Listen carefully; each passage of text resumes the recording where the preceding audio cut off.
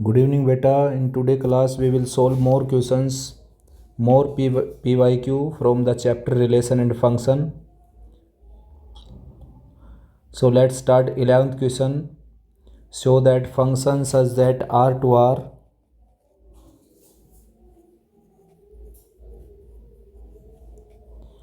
defined by fx equal to ax plus b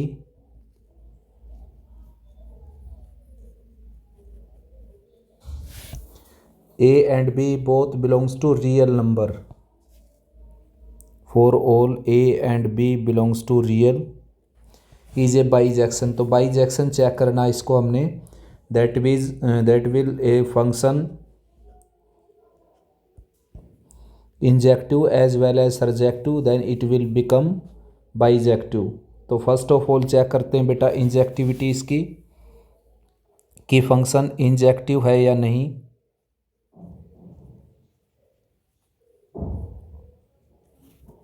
injection check करते हैं हम इसमें, तो लेट करके चलते हैं बच्चों एफ ऑफ एक्स वन को एफ ऑफ एक्स टू के इक्वल। इंजेक्टिव चेक करते टाइम आपने क्या करना होता है, F of X one F of X two के इक्वल लेकर चलना बेटा। तो एफ ऑफ एक्स वन की जो वैल्यू हो जाएगी यहाँ से वो हो जाएगी ए एक्स वन और प्लस बी। यहाँ पर जो एक्स है उसको आपने किस में रिप्लेस कर देना है, एक्स वन में। ठीक ऐसे ही एफ ऑफ एक्स टू अगर हम निकालें तो एक्स को किस में रिप्लेस करेंगे, एक्स टू में, A X two plus B. और फाइनली हमने प्रूव करना है इस सीरीज में X one equal to x two. इसीलिए मैंने क्या किया, बोथ साइड से बी सब्ट्रैक्ट किया बोथ साइड। तो इक्वेशन में हम both side same value subtract कर सकते हैं। इक्वेशन क्या रहती है, बैलेंस। फिर हम इसको ए से डिवाइड कर देते हैं बोथ साइड। अब ए से डिवाइड करेंगे बोथ साइड तो मिलेगा result x one equal to x two for all x one x two belongs to real. Therefore f x is injective.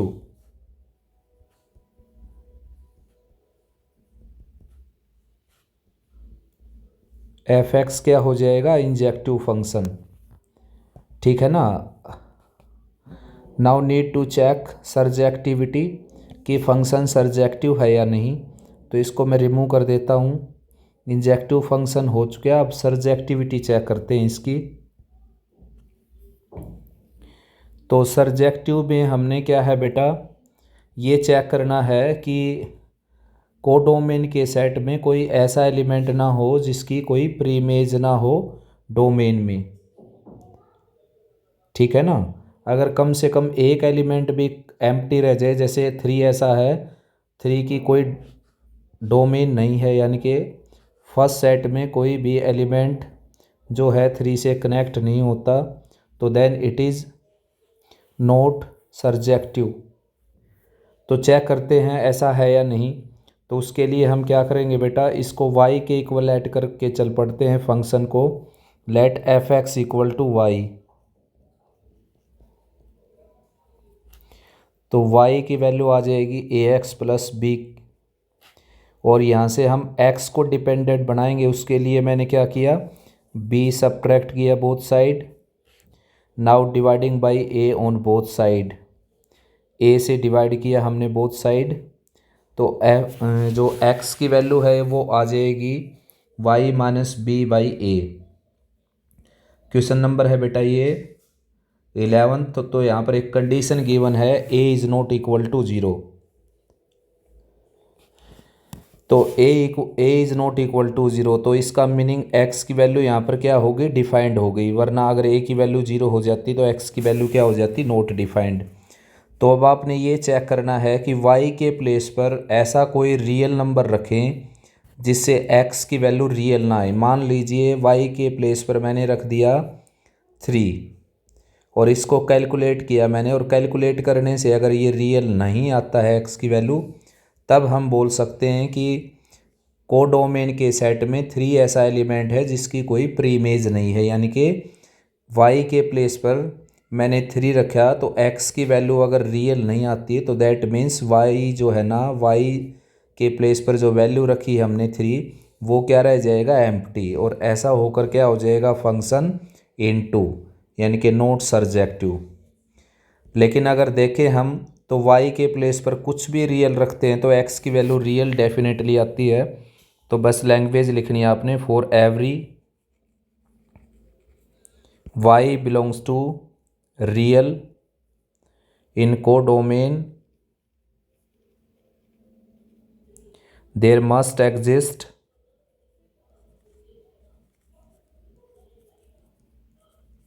x belongs to real in domain,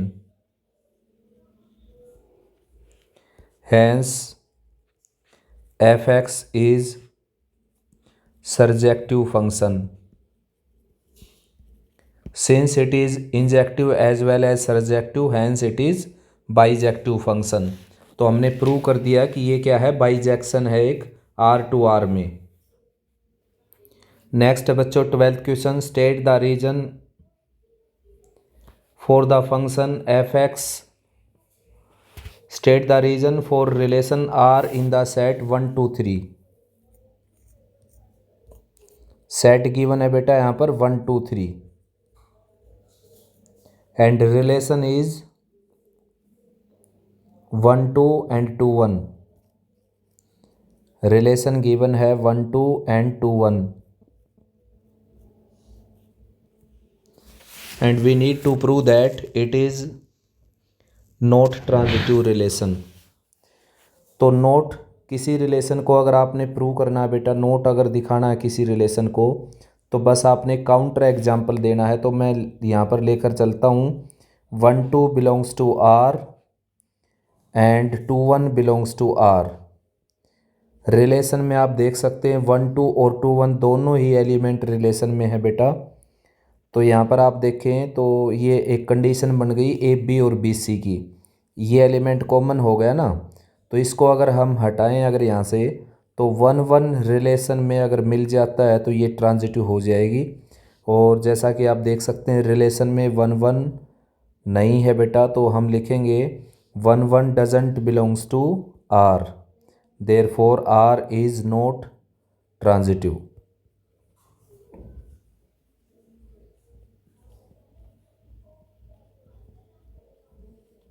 एक example और दे सकते थे हम, 2 1 belongs to R and 1 2 belongs to R but 2 2 doesn't belongs to R, therefore R is not transitive relation. Next बच्चों 13 question, set A contains 1 2 3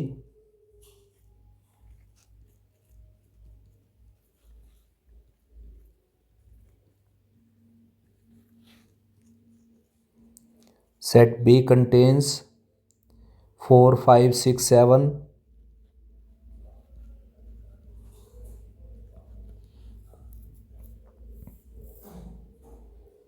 let F such that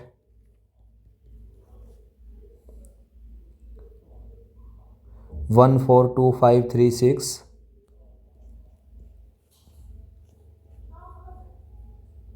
2 5 3 6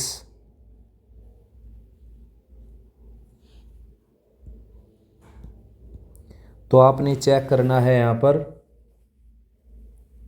कि जो function है A to B it is 1 1 और note 1 1 है या note 1 1 है, ये check करना हमने। तो एरो डायग्राम से बहुत सिंपल तरीके से हम इसको चेक करेंगे बेटा। फर्स्ट सेट है A जिसके एलिमेंट है 1 2 3, सेकंड सेट है B जिसके एलिमेंट है 4 5 6 7, और जो कनेक्शन है कौन सा एलिमेंट किस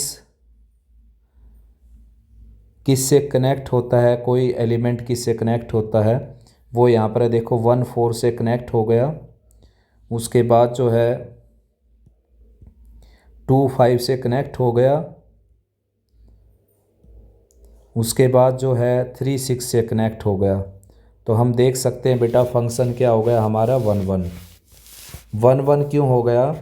1 1 का रीज़न है कि भाई there are no different element in set of domain which has same image in set of domain codomain. There are no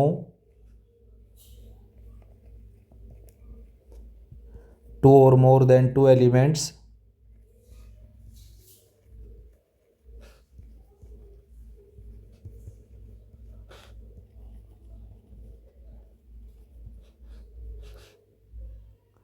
two or more than two different element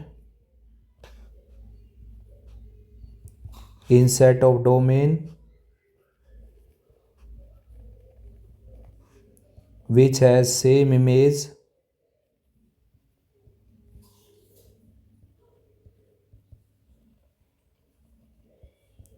in set of codomain.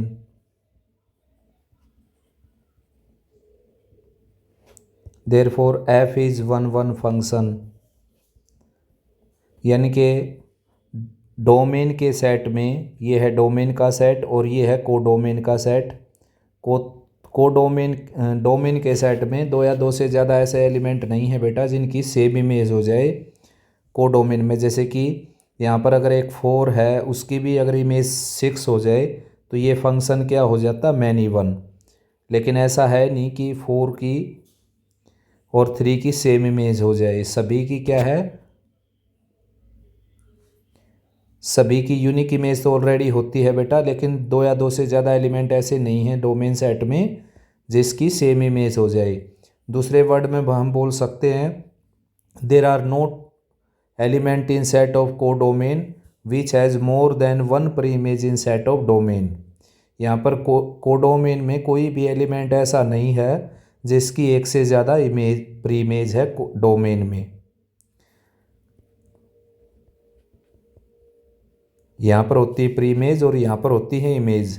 तो जो दूसरे word में अगर मैं बोलूँ इसको तो बोल सकता हूँ there is no element in set of codomain which has more than one pre image in set of domain, therefore it is it is injective. Next जो 14 क्वेश्चन है बेटा वो कंपोजिशन से है, जो आउट ऑफ सिलेबस है फ़िलहाल current year में। तो करंट सेशन में जो है ना नेक्स्ट 15 क्वेश्चन है रिलेटेड, इसको हमने बाइजेक्शन प्रूव करना है। तो एफ सच दैट है यहाँ पर n to n, natural to natural, and function जिस रूल से डिफाइंड है वो रूल है यहाँ पर f x equal to n+1/2 when n is odd।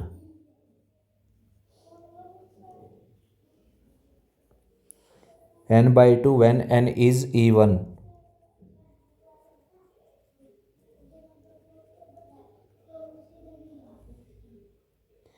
For all n belongs to Z, n belongs to capital N, यानी कि natural to natural में है ये रिलेशन।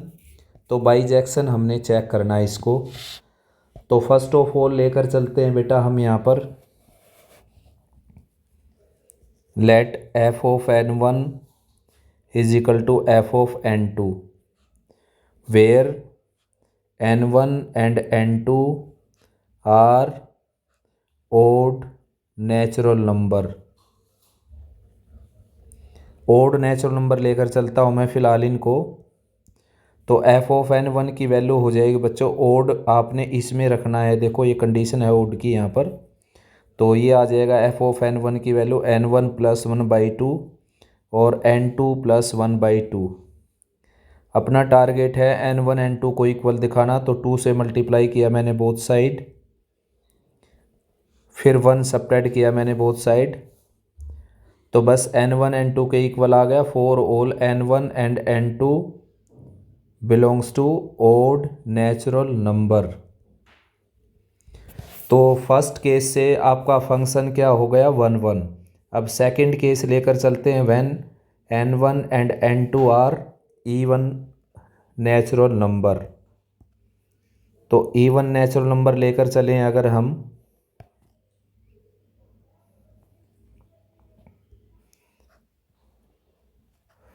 तो आपने इसमें वैल्यू रखनी है f ऑफ n1 की, ये हो जाएगा n1/2 is equal to n2/2। 2 से मल्टीप्लाई किया तो n1 is equal to n2। For all n1 and n2 belongs to even natural number. तो सेकंड केस में जब हम इवन लेकर चले थे n1 n2 को, उससे भी आपका फंक्शन क्या हो गया, इवन। अब नेक्स्ट केस लेकर चलते हैं n1 को ओड और n2 को इवन, ठीक है ना। When n1 odd and n2 even.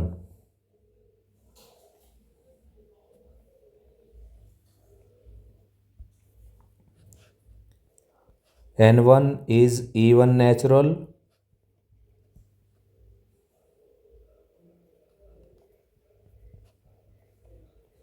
and n2 is odd natural। तो f ऑफ n1 को f ऑफ n2 के नॉट इक्वल लेकर चलेंगे बेटा हम।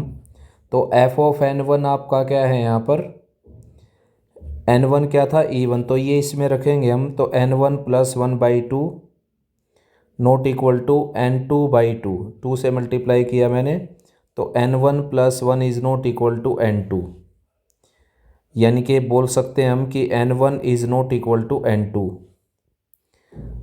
तो अब भी आपका फंक्शन क्या हो गया, 1 1। ठीक ऐसे ही n2 को हम ओड नेचुरल नंबर लेकर चलें और n1 को इवन नेचुरल नंबर लेकर चलें तो भी यही सेम केस अराइज हो जाएगा। तो आपका फंक्शन टोटली क्या है, 1 1 फंक्शन।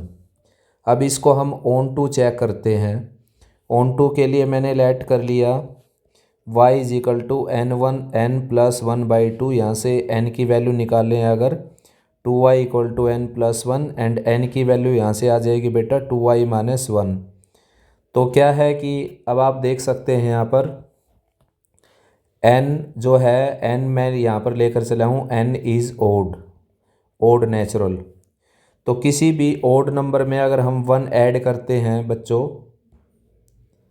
किसी भी ओड नंबर में अगर 1 ऐड करते हैं तो वो नंबर क्या हो जाता है, वो नंबर हो जाता है इवन,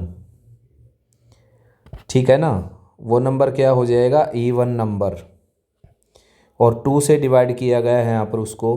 अब देखो y के प्लेस पर जो है, y के प्लेस पर कोई भी अगर नंबर रखते हैं तो n की वैल्यू डेफिनेटली यहाँ पर क्या आती है, ओड नंबर। देखो बेटा y के प्लेस पर कोई भी नंबर रखते हैं, कोई भी नेचुरल हम रखें y के प्लेस पर, चाहे वो इवन नेचुरल हो और चाहे ओड नेचुरल हो, तो 2 से मल्टीप्लाई करेंगे तो वो डेफिनेटली नंबर क्या हो जाएगा, इवन। चाहे y ओड है या इवन है, लेकिन 2y डेफिनेटली क्या है, इवन। और किसी भी इवन में से 1 सब्ट्रैक्ट करें तो वो क्या हो जाता है, ओड। तो यहाँ पर हम देख सकते हैं कि y की हर किसी नेचुरल वैल्यू के लिए n की एक नेचुरल वैल्यू एग्जिस्ट करती है। For every y belongs to natural codomain there must exist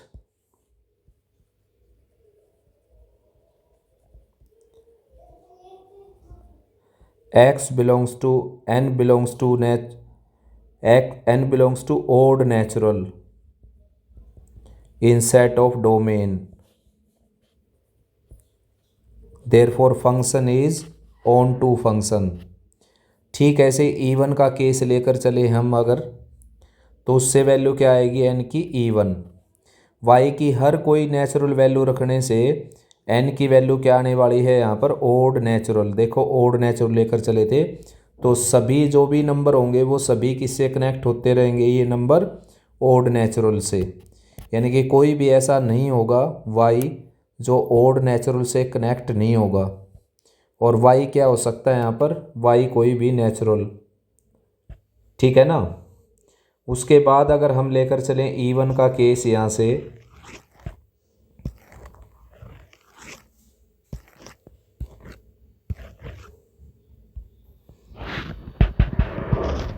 f of n equal to n/2 लिया था मैंने यहाँ से, तो y की वैल्यू हो जाएगी n/2 और n की वैल्यू हो जाएगी यहाँ से 2y। तो for every y belongs to natural there must exist n belongs to even natural. यानी कि y के प्लेस पर कोई भी हम नेचुरल रखते हैं तो n की वैल्यू डेफिनेटली क्या आ जाएगी बेटा, इवन नेचुरल। तो for every y belongs to natural there must exist n belongs to even natural in set of domain, therefore it is onto function. यानी कि आपका function 1 1 as well as onto, hence it is 1 1 and onto function. Next है बच्चों 16, a equal to R excluding 3 and b equal to R excluding 1, f such that a to b f x is equal to x minus 2 by x minus 3। Check करना हमने ये function 1 1 on to है या नहीं। तो मैं late करके चल पड़ता हूँ बेटा, f of x1 is equal to f of x2 for all या some x1 x2 belongs to a। तो एफ ऑफ x1 की वैल्यू हो जाएगी x1 minus 2, x1 minus 3, F of x2 की वैल्यू हो जाएगी x2 minus 2 and x2 minus 3। Cross multiply कर देते हैं बेटा,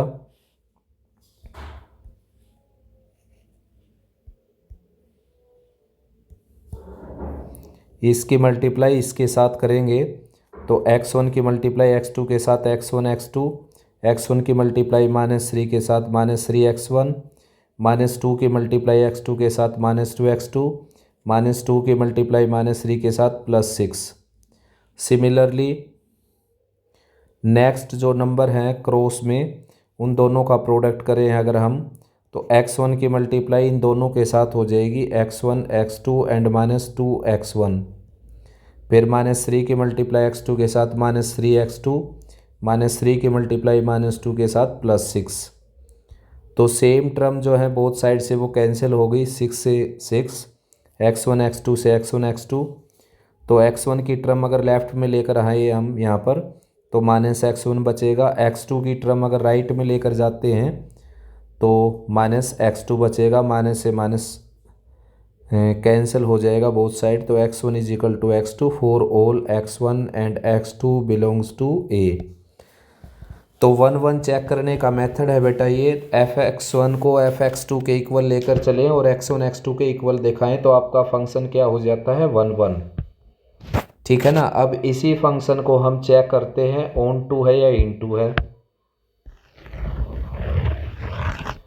तो उसके लिए लेट किया हमने एफ ऑफ एक्स को वाई के इक्वल,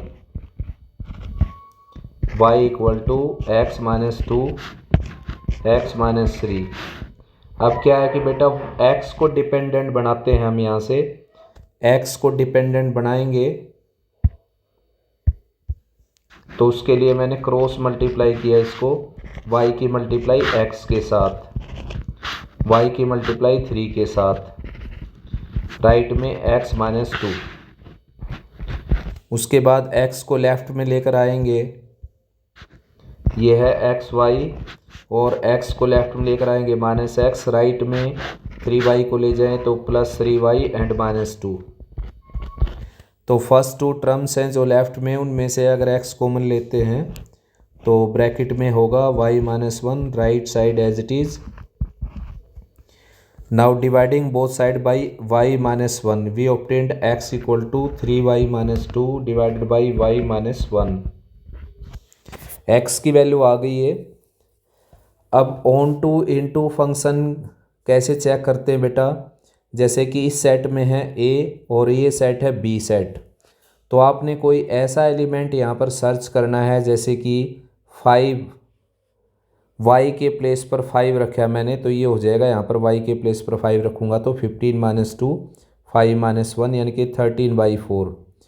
तो 5 रखने से y के प्लेस पर x की वैल्यू आ गई 13/4, और x की वैल्यू अगर यहाँ पर 13/4 नहीं हो है तो 5 रहेगा एम्प्टी, 5 किसी से भी कनेक्ट नहीं होगा बेटा, और किसी से भी कनेक्ट नहीं होगा then we can say that 5 has no pre-image in set of domain, therefore it is into। 5 की कोई भी डोमेन नहीं है डोमेन सेट में, 5 की कोई भी इमेज नहीं है डोमेन सेट में यानी कि A सेट में, therefore it is function is not onto, it is into। लेकिन 13/4 आपको डेफिनेटली मिलेगा, तो 5 उससे कनेक्ट हो जाएगा, कनेक्ट हो जाएगा तो कोई एलिमेंट आपको मिलेगा नहीं यहाँ पर, जिससे ये क्या हो जाए फंक्शन आपका नॉट ऑन टू। अब अगर हम देखें तो y के प्लेस पर अगर 1 लेकर चलें बेटा, y के प्लेस पर 1 लेते हैं तो 1 यहाँ रखने से ये हो जाएगा 3 - 2 1 और नीचे 0 इन्फिनिटी। दैट मीन्स 1 क्या रहेगा, खाली, एम्प्टी। 1 किसी से भी कनेक्ट नहीं होगा। तो हम बोल सकते हैं कि 1 के कारण ये फंक्शन क्या हो सकता है, इनटू। लेकिन आप देखें तो कोडोमेन सेट में, यहाँ पर देखें कोडोमेन सेट जो है वो बी सेट है, और बी सेट में उसने मना किया कि 1 एलिमेंट है ही नहीं बी सेट में। तो देयरफॉर अब जो एग्जाम्पल मिलने वाला था वो एग्जाम्पल भी कैंसिल हो गया। तो फाइनली हम बोल सकते हैं y की हर किसी रियल वैल्यू के लिए excluding 1 there must exist x belongs to r excluding 3 in set of domain, hence function is onto function. तो लैंग्वेज लिखेंगे बेटा, for every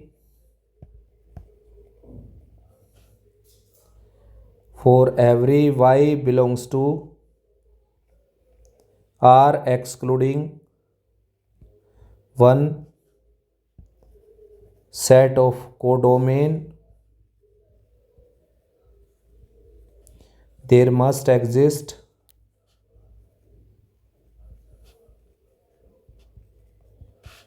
x belongs to